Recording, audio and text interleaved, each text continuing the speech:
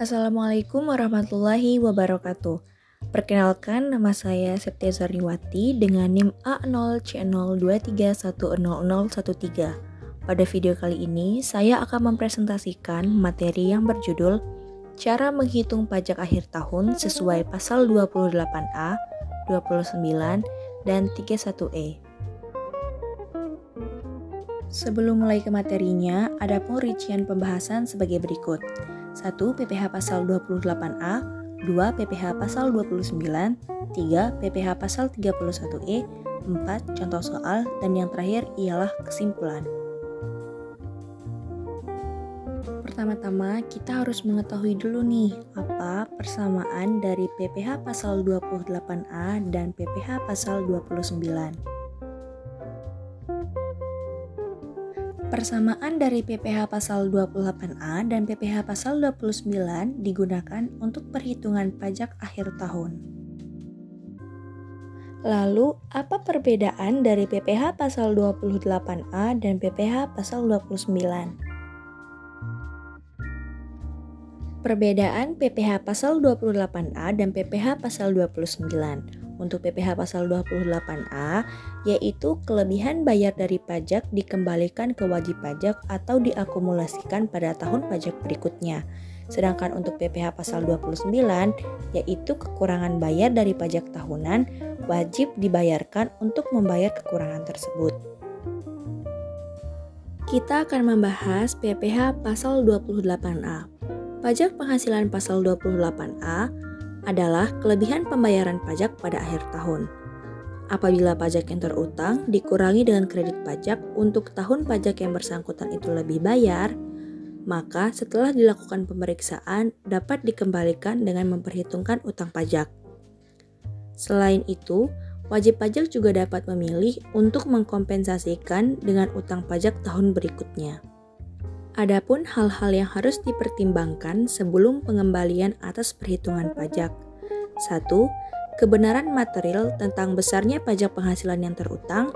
2. Keabsahan bukti pungutan dan potongan serta bukti pembayaran pajak oleh wajib pajak sendiri untuk tahun pajak yang bersangkutan. Jenis-jenis PPh yang dapat dikreditkan. Yang pertama ada PPh pasal 21, yaitu pemotongan pajak penghasilan dari jasa pekerjaan serta kegiatan. Yang kedua ada PPh pasal 22, yaitu pemungutan pajak dari penghasilan kegiatan bidang impor atau usaha lainnya. Yang ketiga ada PPh pasal 23, yaitu pemotongan pajak atas bunga dividen, sewa, hadiah, royalti, penghargaan, juga imbalan jasa.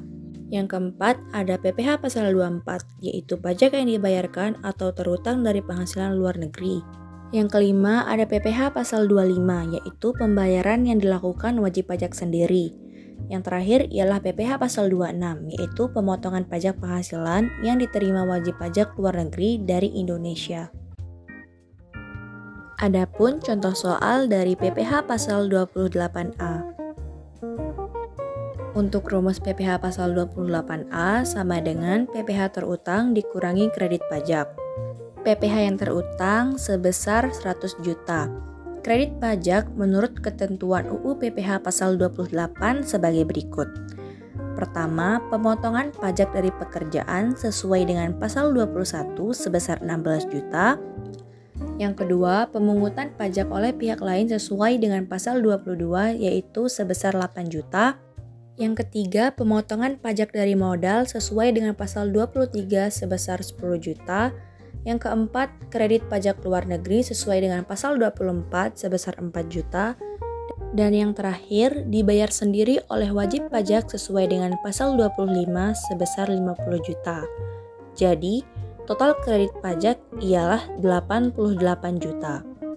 Oleh karena itu, PPh yang harus dibayar ialah PPh yang terutang dikurangi total kredit pajak sama dengan 100 juta dikurangi 88 juta menghasilkan 12 juta. Selanjutnya, kita akan membahas PPh pasal 29. PPh 29 merupakan PPh kurang bayar yang diketahui pada saat melakukan serangkaian proses pelaporan SPT tahunan PPh. Subjek PPh pasal 29.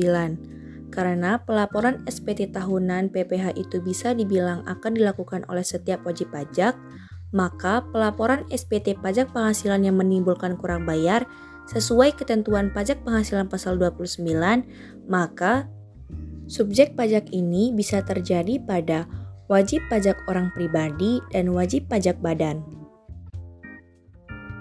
Berapa tarif pajak antara orang pribadi dan badan? Untuk tarif pajak WP orang pribadi pengusaha tertentu, yang pertama PPh pasal 25 yang sudah dilunasi sama dengan 0,75% dikali jumlah penghasilan atau omset per bulan.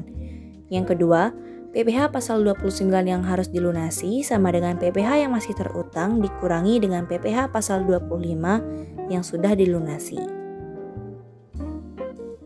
Untuk tarif WP badan, 1. Bruto mencapai 4,8 M dikenakan tarif 0,5% dari seluruh pendapatan bruto. 2. Bruto mencapai lebih dari 50 M dikenakan tarif tunggal sebesar 22% dari laba bersih sebelum pajak. Yang ketiga, bruto lebih dari 4,8 M dan kurang dari 50 M, tarif pertama sebesar 11% untuk pendapatan bruto hingga 4,8 M. Tarif kedua sebesar 22% untuk pendapatan bruto yang tidak mencapai 4,8 M sampai dengan 50 M. Angsuran PPh pasal 25 sama dengan PPh terutang tahun lalu dikali 12 bulan. PPh pasal 29 yang harus dilunasi sama dengan PPh yang terutang dikurangi angsuran PPh pasal 25. Kapan wajib pajak membayar PPh pasal 29? Ketentuan pembayaran PPh kurang bayar sesuai dengan PPh pasal 29. Untuk WP orang pribadi, kekurangan pajak yang merupakan pajak penghasilan pasal 29 harus dilunasi paling lambat 31 Maret jika tahun buku sama dengan tahun kalender. Untuk PPh badan, penghasilan pasal 29 kurang bayar ini harus dibayarkan setelah tahun pajak berakhir atau 30 April. Contoh soal PPh pasal 29 untuk WP badan. PT Mentari telah menghitung PPh terutang dengan tahun pajak 2020 sebesar 500 juta dalam setahun. Tapi pada 2021, PT Mentari memiliki laba yang lebih besar dan setelah dilakukan perhitungan kembali, pajak terhutang 2021 sebesar 700 juta. Maka perhitungan angsuran PPh pasal 25 dan pajak penghasilan pasal 29 adalah untuk angsuran PPh pasal 25 tahun 2020 sama dengan 500 juta dibagi 12 bulan menghasilkan 41.666 sekian. Untuk PPh terutang 2021 sama dengan 700 juta. Jadi PPh pasal 29 yang harus dilunasi sama dengan 700 juta dikurangi 500 juta sama dengan 200 juta. Contoh soal PPh pasal 29 untuk WP pribadi. Pak Abian seorang pengusaha tekstil di Jakarta dengan omset sebesar 2M per tahun pada tahun 2020. Kemudian terdapat perhitungan pajak kurang bayar PPh pasal 29 yang harus dilunasi pada saat pelaporan SPT tahunan PPh paling lambat 31 Maret 2021. Jumlah PPh terutang Pak Abian ini diketahui setelah dilakukan perhitungan kembali ternyata mencapai 15.500.000. Maka PPh kurang bayar pasal 29 dan pasal 25 yang telah dilunasi adalah jumlah omset sama dengan 2M, PPh pasal 25 yang telah dilunasi sama dengan 0,75% dikali 2M sama dengan 15 juta. Terutang pajak setahun sama dengan 15.500.000. Jadi, PPh pasal 29 yang harus dilunasi sama dengan 15.500.000 dikurangi 15 juta sama dengan 500.000. Selanjutnya, kita akan membahas PPh pasal 31E.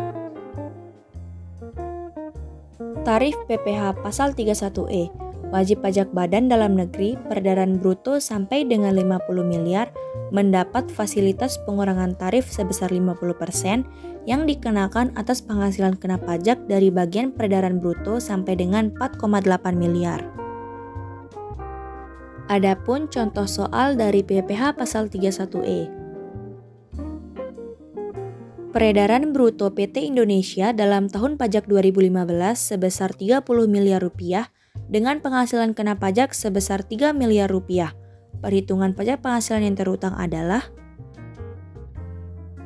jumlah penghasilan kena pajak PKP 1 dari bagian peredaran bruto yang memperoleh fasilitas sama dengan 4,8 M dibagi 30 M dikali 3 M sama dengan 480 juta.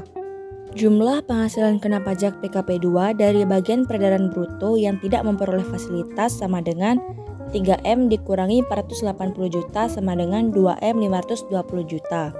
Jadi, pajak penghasilan yang terutang sama dengan PKP 1 50% dikali 22% dikali 480 juta sama dengan 60 juta.